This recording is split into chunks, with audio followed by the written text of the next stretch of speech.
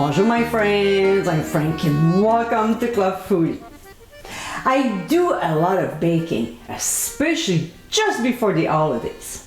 I have a few traditional recipes that I really have to make each year.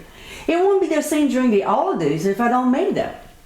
There are a couple though that require specific ingredients, and because I want to make sure that they are fresh, I simply make my own.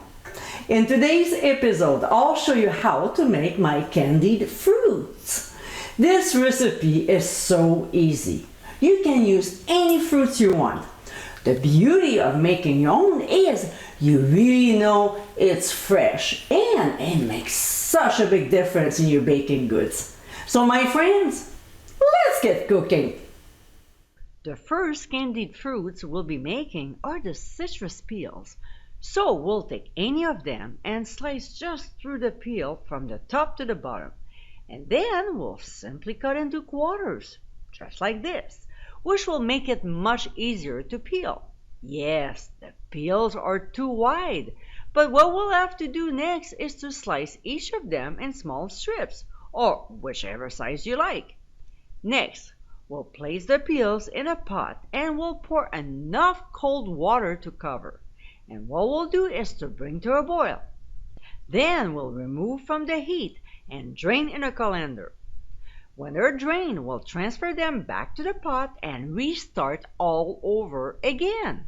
Cover with cold water, bring to a boil, and drain. We'll do this process 4 times all together. And why are we doing that? It's to remove the bitterness from the peels, and by blanching them, it tenderizes the peel when they cook in simple syrup. So after we're done with blanching, we'll return the peels to the pot and add water and sugar. We'll stir until the sugar is dissolved and simmer on medium heat for 45 minutes, stirring occasionally. Later on, it should look like this, barely any liquid. So we'll remove the pot from the heat and using a slaughter spoon, we'll transfer the peels to our wire rack. We'll let them cool and dry off a little for 4 to 5 hours.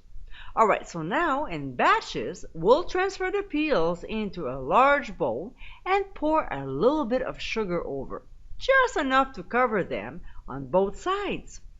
We'll either shake them or stir them, whichever way you feel comfortable with, and place them on a baking sheet lined with a silicone mat, or parchment paper works as well.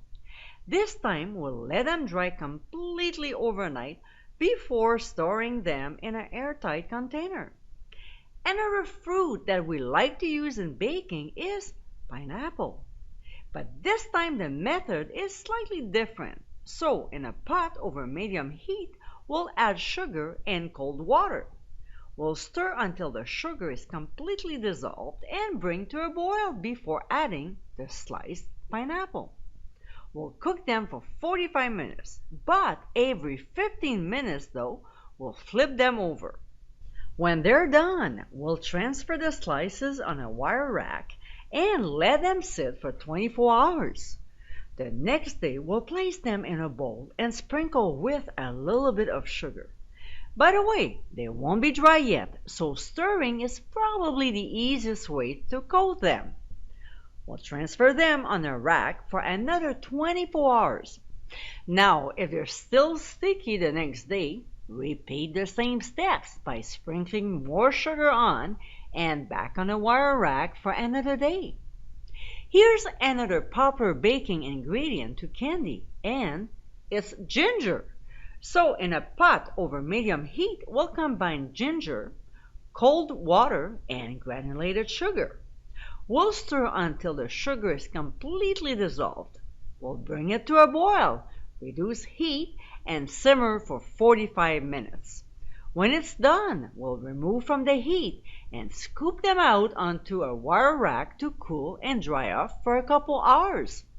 Like the other fruits, we'll transfer in a bowl and coat with sugar. And my friends, this is how to make candied fruits. Extremely easy to make. This is a great recipe for any baker to keep around. The flavor of these candied fruits is much better than the store-bought. You can either dip these in chocolate or finely dice them for baking. I hope you give it a try soon, and be sure to visit clubfoodie.com for ingredient amounts and more info. Until next time, my friends, bon appétit!